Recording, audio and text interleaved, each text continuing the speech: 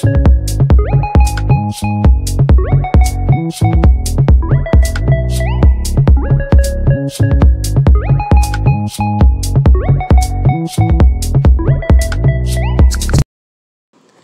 guys and gals, what's going on? It's your girl Shireen Nicole, and I'm back with another video of a little bit of everything.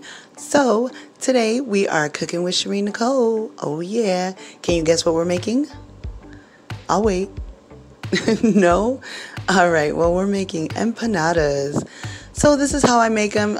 Just use whatever you got in your fridge. If you don't have veggies and, you know, like bell peppers or onions or whatever it is that you want to put in your meat, then you just go ahead and put whatever's in your cabinet in your meat. So I've used so far, let's see, garlic, curry powder, not garlic powder, excuse me, onion powder, I believe. And I've got some adobo, the red top, I don't really know what it's called.